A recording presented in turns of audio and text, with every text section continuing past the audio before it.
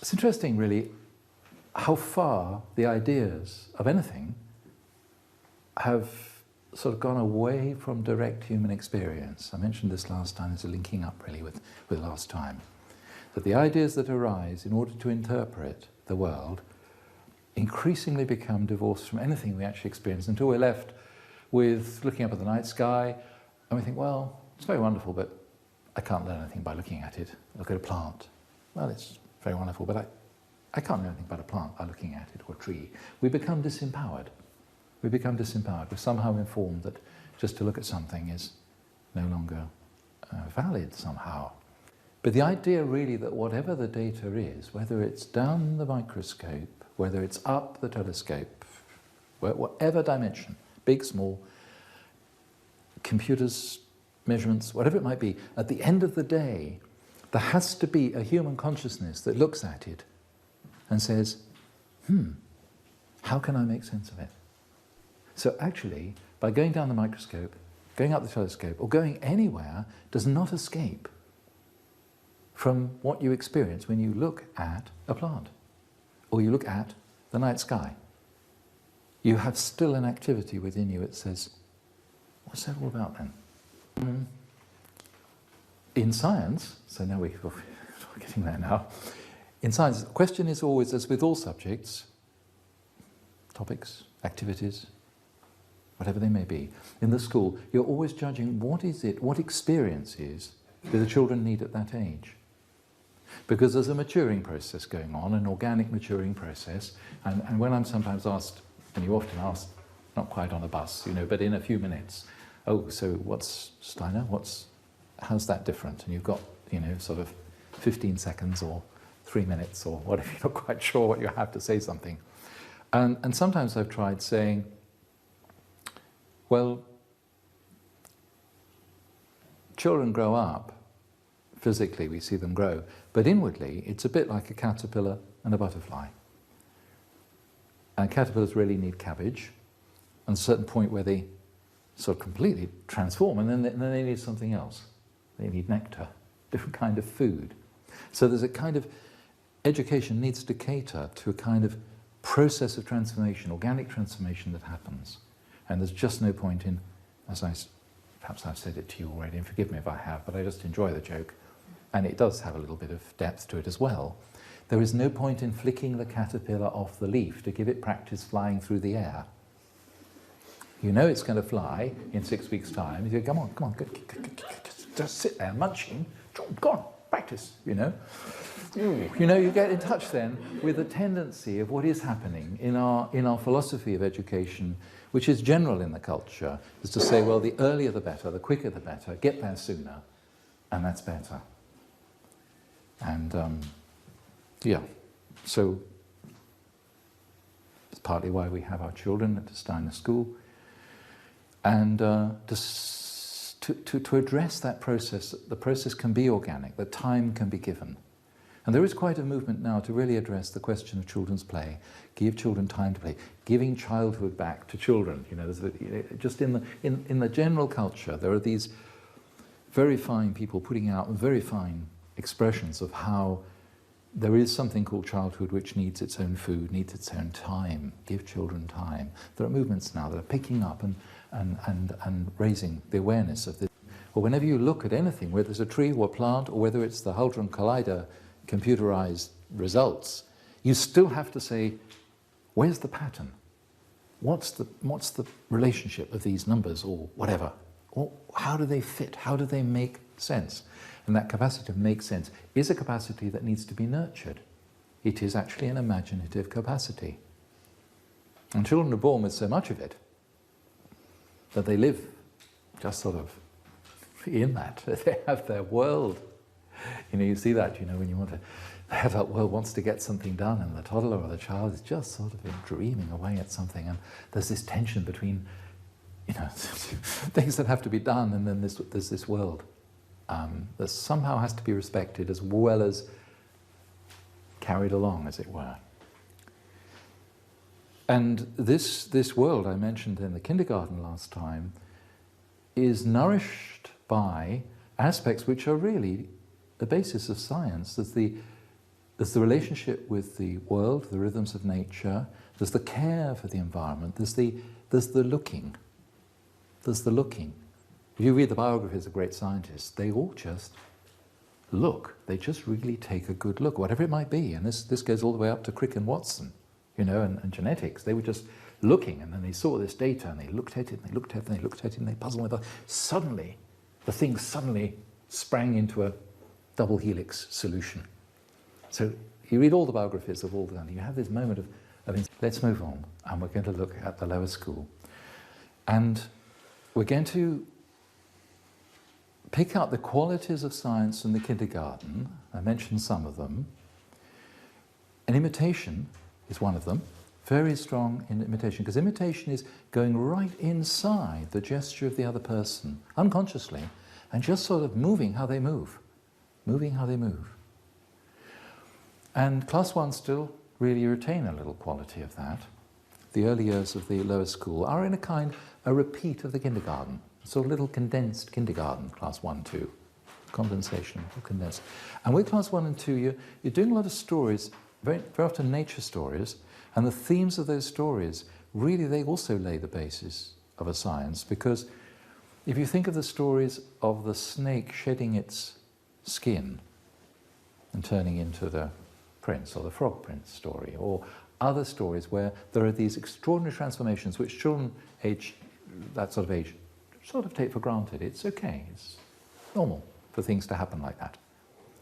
And this transformation, in a way, it's there in the chemistry. When you do chemistry, you have to actually take on board there are these transformations, and you may be able to explain them in clever ways, or measure them, or control them, but actually you're getting a transformation which allows one substance which was gas and another which was liquid to turn into a different coloured solid. And you think, well, hold on a minute, what happened then? And it's called chemistry. And just that sense of the magic of transformation, if that still is nurtured, when you come to actually try and examine, control, study, understand, have ideas about later years, you carry some of that sense that there is, and indeed there is a magic about that happening. And this is one of the aspects of science that I brought, that when we talk about magnetism or electricity or gravity, it's unknown. A good scientist will say, well, we don't know. The idea at the moment, they would say, is this or this or this. We're working, this seems to be, that seems to be, this is the picture we have at the moment. Knowing that it will develop and change to something else, because that's what science is about. And any scientist who said, right, that's it, finished, that's not science. That rapidly becomes dogma. You even got a sort of almost a religious aspect too. You'll hear sometimes scientists getting very, very angry about these people who think that plants are sensitive to this or that, or that this, whatever it might be. And the anger towards those who thought the moon could influence the water and create the tides, that the continents shifted and moved and floated on magma, tectonic plates, if you ever heard of this. Now it's mainstream, it's in the textbooks. At the time, these people were derided, and it's very good also in the later science to describe the biographies of people who struggle with new ideas, to find the evidence for them, to substantiate them, and the fight and the battle they have to overcome the trend of a dogmatic imagination, which has gone hard, gone dead, become pretty much a religious edict, as it were, an authority. So this transformational aspect in the fairy tales is, in a way, just confirming where they are. They're in a transformational world. They live in that. And they also live in a very strong connection with nature, which is now not so much living into it quite the same way, but they become conscious of it, that you bring stories of nature, and it brings them to the awareness of their relationship with nature, which they sort of have had in the kindergarten, not particularly aware of it, it's just a given. And then in the story, it comes somehow crystallized, almost in thoughts, that the crow is speaking to the other animals, or that indeed the three princes set off, and the last prince, the first two princes, or brothers, three brothers. I mean, I'm mangling lots of stories, I'm sorry. Three brothers, two brothers set off on the quest, and the king of the ants is in trouble. And they don't know it's the king of the ants. He's in trouble, and he calls to them, and they say, "I haven't got time for ants, good heavens," you know. And the last one is usually rather said to be simple, you know, which in a way means still retains the childhood qualities. And he sees this creature in trouble, and he leaves his mission aside, and he goes to help. And then, of course, because he's helped, then when he's got the 3 tasks to win the hand of the princess, to separate all the rice from the wheat. Now, forgive me for mangling all the stories. Those of you who know them well, just forgive me. And then he calls for help, and the king of the ants arrives. Of course, millions of these ants come along. They all separate things into 2 piles, and that's the first task done. And then, of course, he's met other characters. This whole aspect of the relationship with nature, the relationship with the world, the animals can speak. And at that age, you know, my guinea pig speaks to me, Mummy. It's perfectly real. Perfectly okay. And that changes. And there's a point where it changes. There's a class 3 threshold, class 3 to 4 threshold. And just before that happens, there's a wonderful series of stories which involve, well, in a sort of Christian-orientated country called the saints. But in every other cultures, it would be called holy men or wise men or whatever the theme would be. Rudolf Steiner, education worldwide, you know, would pick up the similar theme of those who have a very deep connection with the animal world. Normal human beings don't. So it's St. Francis who can speak to the wolf. It's particular individuals who can have this relationship with the animal world. The children are losing it too. The relationship with the guinea pig and everything else, it's shifting and it's changing. So this aspect of relating to the natural world is changing, and it's illustrated and nourished, confirmed somehow by these stories. So they're withdrawing from that natural connection, they're waking up, and that moment comes, a kind of moment when they say, they realise they have an inner world which, sort of like it suddenly, you know, Mummy doesn't actually know what I'm thinking. I can actually say something that, you know, I've got suddenly there's a moment I can actually say something that's not true. There's a period in class 4 which is called, has often been called man and animal. Perhaps it should be human and animal, not just for political correctness, but because it's harder to use that word man, it just is. Words change their meanings. You can't use the word gay anymore as it originally was. So words change their meanings, and even the word man has got this somehow connotation that it's not quite lost, but nearly. So perhaps human and animal, but it's a period, a main lesson period, in which the children are brought into relationship with the animal world. Now, conventionally, that relationship would be a categorization of the animal world. There's the mammals, there's the reptiles, birds, all sort of separated. And sort of. Now, in a way, you can see the movement from my guinea pig speaks to me to guinea pigs are mammals, they suckle their young, bear their young live, you know, category. And is the categorizing. The 0-1 Leibniz movement is on the way. Now, there's a big gap there, huge gap. And there's a kind of wrench out of childhood if you go there. And the bridge that the curriculum offers in the Steiner school is to carry the relationship with the animals, but not in any sentimental way, not in any, not in the older way either, but not in the categorizing way.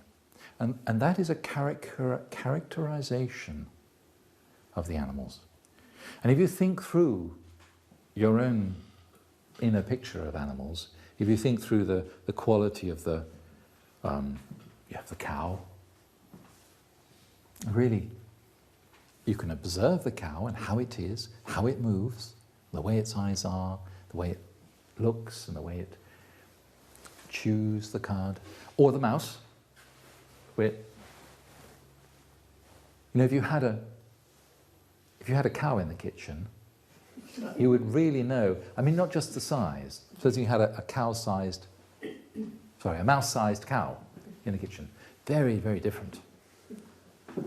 What mice leave behind and what cows leave behind. Completely different. Even on a small scale, you bring the form of the human being down, pull it down, and you arrive at an animal form very, very quickly. And so you can bring also the children to observe the nature of the hand, for instance. Now the nature of the hand is extraordinary because our hands are not useful for anything, which makes them supremely useful for everything. It's a bit like this Leibniz, back to Leibniz, it's the naught and the one. The universal hand. The hand serves. It serves, of course, we shake hands. But it also serves because it serves our creative imagination. We can build an aeroplane and fly. A bat has skin between its fingers and flies. We can dig. A badger has very short, stubby forelimbs and a really strong digging. But he can't fly. He can't swim. So you look at the creatures and the way they are, the life they have, and you look at the nature of what it is to have hands as a human being. And there's a kind of picture there which reaches back into, certainly if you like, into the philosophy of the picture of the evolution of the human being that Steiner brings to bear and which is reflected in the curriculum. But you're not teaching the children a theory, you're not teaching them. What you're doing is you're maintaining their relationship with their own bodies and with the animal world, which allows them to find a meaningful relationship there between the two, but which upholds the uniqueness of what it is to be human, which ultimately is the fact that we can talk about the uniqueness of what it is to be human. The uniqueness of being human is that we can think about the uniqueness of being human. We can reflect on it. The fact that we can do that is itself, whatever one thinks about that, whatever idea one has, the fact that one can have an idea about it and think it is there embodied. So at the age of class 4 there, you're meeting that new separation that they have with those. On the one hand, you could call it nature study, but it has just a little more focus than that. You're taking a few creatures, perhaps ones they haven't known of, as well as familiar ones, and you're helping them to find a relationship to these creatures by the study of how they are, but capturing also the quality inwardly of what they stimulate in us and what we have in ourselves. Class 5. Class 5, there's kind of puberty, awakening. Girls are growing very fast, boys are still very much little boys. There's something about, I don't know how many of you have experienced the Olympic Games that's held at Michael Hall, and perhaps you're in class, children of our age in class 5, you've seen them practicing for the Olympics are held as a sport, and all the schools and Steiner schools come together at Michael Hall for an Olympic experience. And class 5 is a time when the Greek civilization and the Greek culture is celebrated.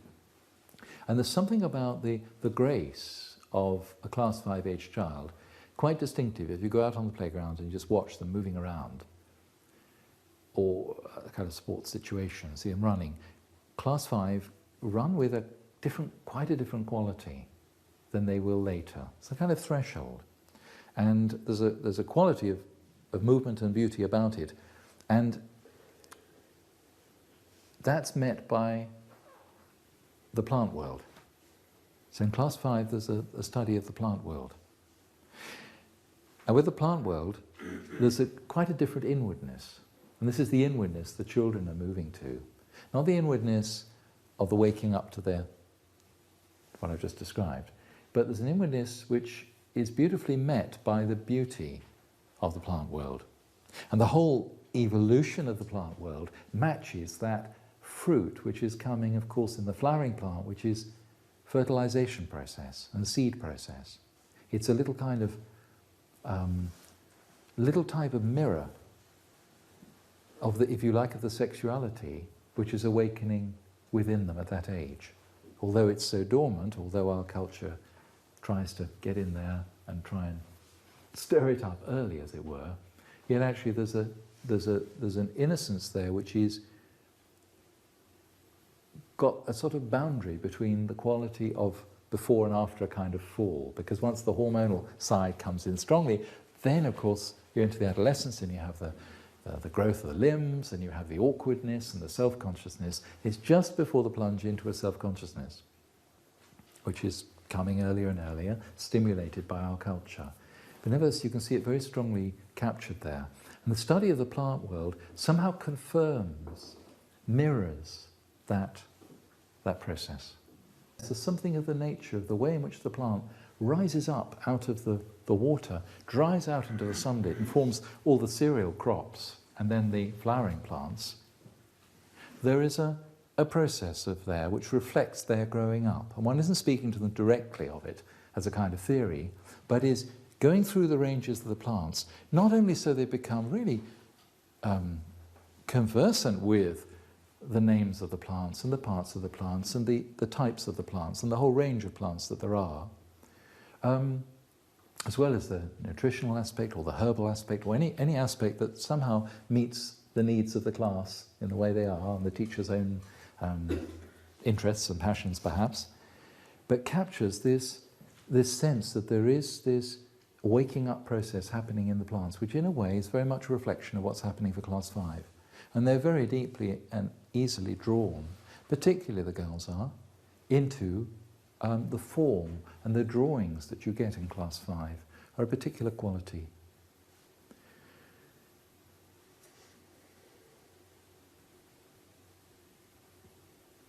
So on the one hand there's that mirroring of where the children are, on the other hand of course there's a very practical consideration of the garden, of the class garden, which is already, to the extent that one can have a gardening curriculum, carried by the class teacher usually, but in some schools there is a gardening curriculum with a gardening teacher. Now, many class teachers return at the age of class 6 and find that their dear, yes, smile comes even before I've said it, their dear darlings, children have suddenly, it can happen very, very, very, very strongly.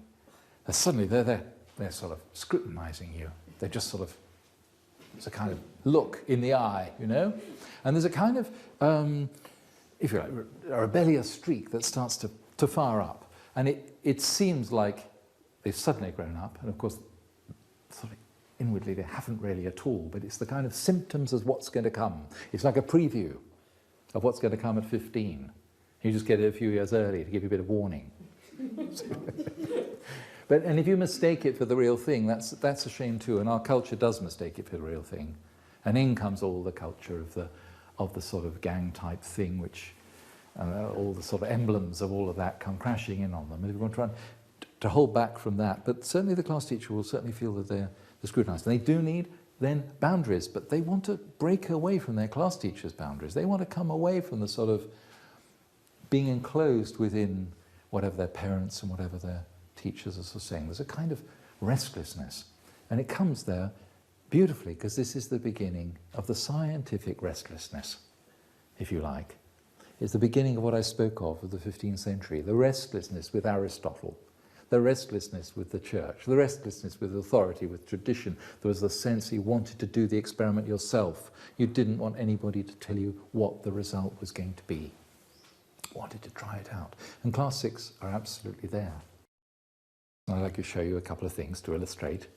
This often is said to be, well, when do you start science? Sometimes colleagues will say, well, yeah, we're starting class 6. And of course, I hope by now you'll realise that I would sort of, not actually. Everything's been happening has been a foundation for what appears then suddenly as jam jars and magnets and various things and experiments. Outwardly it becomes an outer thing, and the very fact that just there it becomes out there, you can see that step the class 6 are making. They are stepping back and looking at their teacher out there suddenly. They have already done that, but somehow there's lots of heart and there's lots of, but suddenly there's something else quite prickly sort of happening. And they want to engage, and they don't want somebody else engaging for them quite so much. And so this exploration, wonderful way to start, is the exploration of what we call the physical world in the form of experiments. And one of the key things is that somehow there's no theory coming in on that about how things work. Because what that does is that just kills off the very vitality with which they enter into explorations of the physical world. You're moving on through the different aspects of the physical world: light, heat, magnetism, electricity, sound, And you spend a few days on each. Just a few days. And then you'll come back in class 7 and you'll do the same again. And then in class 8 you'll come and do the same again. The same topics, the same aspects. And you develop it each time as their consciousness develops. But in this class 6 period, really important, they just experience. And it's to start with the children's own experience. The experience of sound. You're wanting to validate the fact that your experience of sound is a valid experience. You're not needing to have it all sort of out on some measured thing with oscillographs whizzing up and down, or skipping ropes even, to interpret anything about waves and things. No, just feel like to hear something, to experience something. Of course, they've been having music, having flutes and pipes, and they're perfectly at home with the realm of sound. In fact, in eurythmy at this time, they start doing tone eurythmy, which is intensifying their relationship to pitch, to tone. Pitch, tone. They intensify their relationship with it in eurythmy. So there are lots of things always that integrate in the curriculum, as you well know. Sound. Qualities of sound. Let's just do a little experiment. Let's just, 30 seconds, I invite you just to listen. 30 seconds. We have many rich noises to pick on, but you can take the quality of everyday noises and invite the children to describe them. You can even make up little, three-word phrases for them. This is just the time when the class need to enrich their vocabulary, adjectives, to bring adjectives, to introduce adjectives. This is embellishment of the English lesson. It's just a wonderful time to enrich the whole vocabulary, to describe things, sharp or various different words to describe familiar sounds. And then, of course, there's the actual guessing game of bringing in 10 things, and they have to guess what they are. So you have them behind the screen or under the desk or something. 10 of them have to make the noises, or whatever it might be that you brought in, and they have to try and guess what it is. And it becomes a fun game as well. But you can turn that into the descriptions of sound, into poetry, and with your painting, you can turn it into colour, forms of colour in the painting lesson that particular week. There are things that you can make a sound with. Bottles. As a class teacher, you go down, you're the only person at the bottle bank who's taking bottles away. You take back to your classroom 20 or 30 bottles, and you find when you fill them with water, they can... And of course, I can't do all this. It will take too long, a bit too messy, and the eurythmist will be very unhappy with the water everywhere. But you can change the amount of water in here. You get a different note. And what's interesting, if you tap it, and of course it's in my hand, it's not doing too well, but if you tap it, the noise changes the water as well. And you can explore all kinds of things with the amount of water there is, and whether you blow it or whether you tap it. There's a kind of law that works there that's very easy to see, a very fascinating law. But also the law, of course, of the increase the water, the tone changes, and then, of course, you get them to tune their bottles. And then you've got a bottle orchestra. Not only Twinkle, Twinkle, Little Star, but something you can actually put on for the rest of the school at the assembly, or whatever it might be, a bottle orchestra. Now, they get quite enthusiastic about that. They really get into that. And the things they find at home, maybe in different shaped bottles they may find. And soon you're into different shaped bottles, different amount of water, and they're just exploring that. And then, of course, there's the wine glasses and various things that vibrate.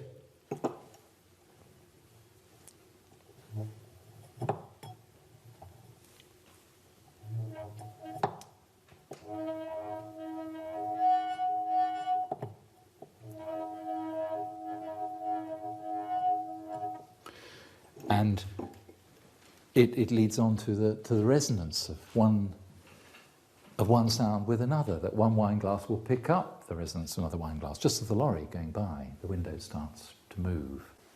There are interesting things which have sound in them that you wouldn't imagine have sound in them, and some of you may have already experienced this, but I invite you. You see, bring anything to your service. Everything should be just basic, just experience. And Fran said that class 6 went home and they raided the cutlery drawer, and so well, some of you know about it, and they were finding the sounds of everything that they could dangle between their ears. And that's what class 6 need to do. They need to go out and then try it on all kinds of things. Experimenting, it's called. All right, we'll just put your coat hangers down. I'll collect them later. Just stick them down.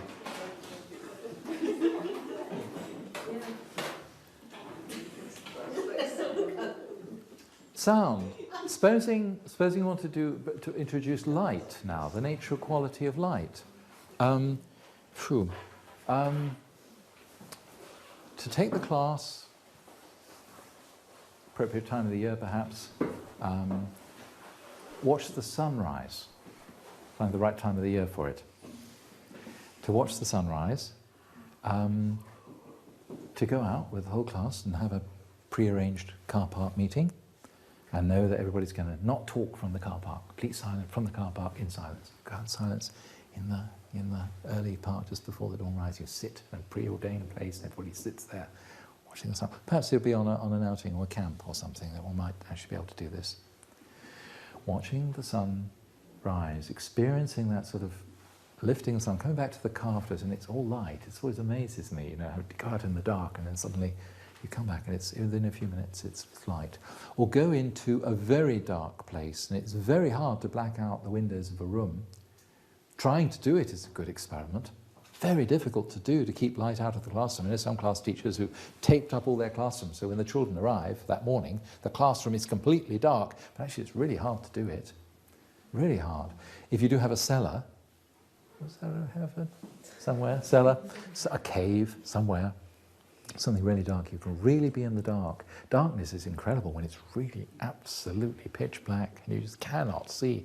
It's quite scary. You have to be quite careful with the children. That experience of darkness is huge. And you have a candle, you just light it and suddenly light just goes everywhere, and then at that moment you blow the candle out and the darkness like that. The children were right about that experience. Darkness is a force, It's not a question of just the absence of light. It's an experience. That darkness is an experience, and they'll have powerful experiences of the light and the darkness. And the interesting thing is, can you see light? Whether I mentioned this last time when I was with you, I might have used it as an illustration. I tend to forget what I've said. But some people say, well, light, yes, of course you can see light. Of course, light is light, so of course you can see it.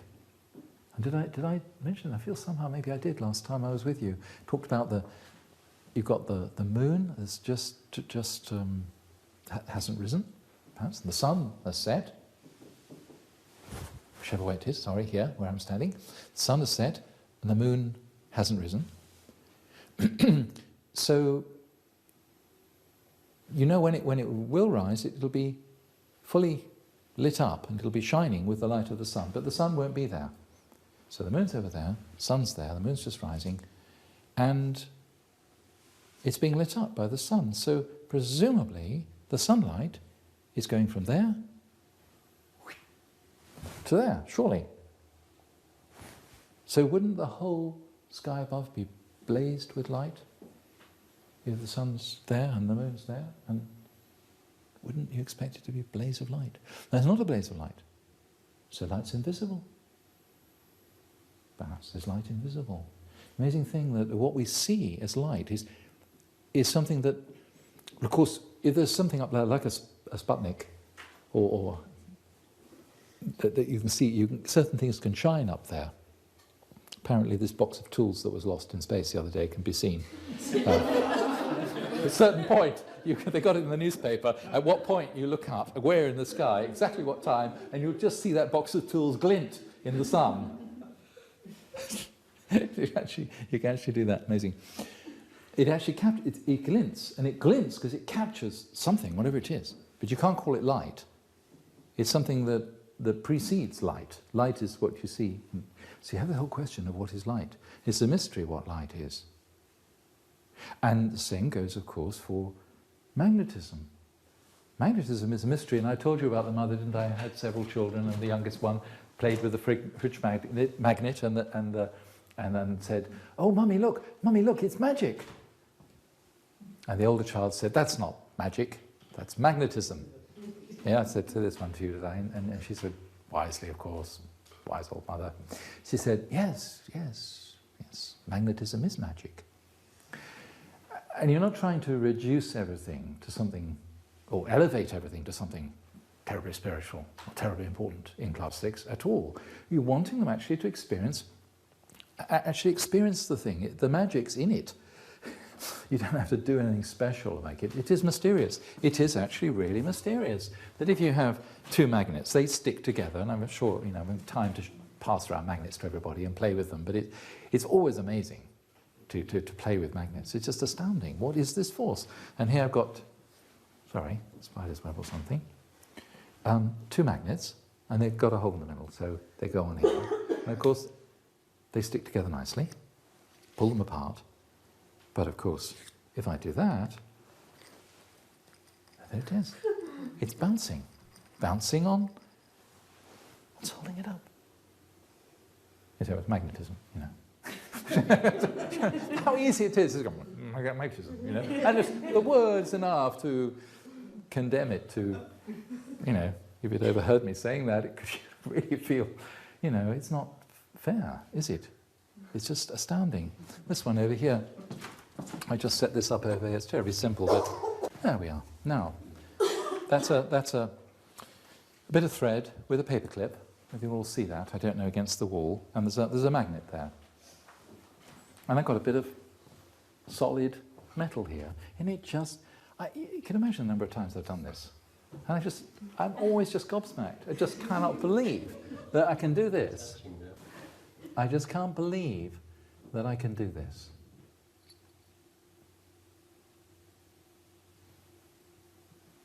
I don't know, I put it between. So, you know, between there's the magnet and there's the paper clip, and I just did that. And nothing happened. Nothing happened at all. Went straight through. Interestingly, that was aluminium. Interestingly, if I do it with an iron one,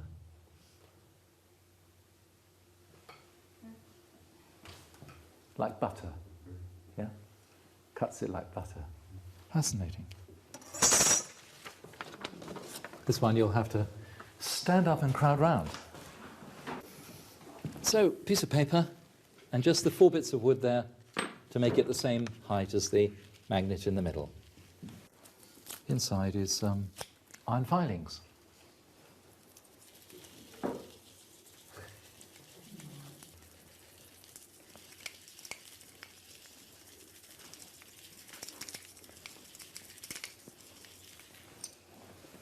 Okay.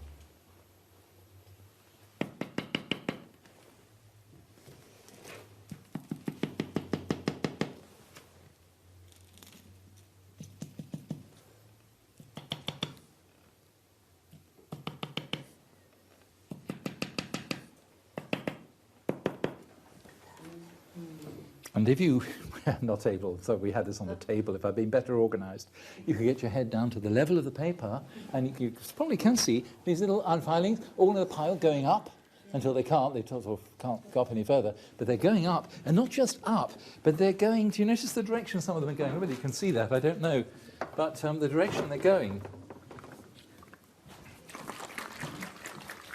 up and they're going out. So actually, you could do this again with thicker blocks of wood and have it slightly higher, and you'd have them going out. And you'll find actually that that shape there, which was invisible, and now is being made visible by the iron filings, the shape there. It was actually it's coming up here as well, and down underneath as well, actually. And the only way you can get a 3-dimensional one is to get some baby oil in a bottle.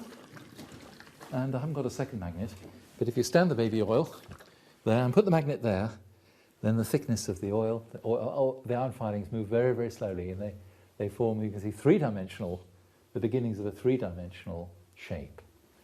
So there is an invisible shape around the magnet. And of course you say, well, where does this magnet come from? Well, I do have a bit of natural magnet, just in case you ever wondered what it looked like. It's good to really go to this origins of things. And there's a story attached to it, of course, because this rock, you walked along the beach and you found a piece of this, you'd think a bit of coal, you'd sort of pick it up and look at it and chuck it, you know. And it's another good lesson for them to see that something so insignificant looking, it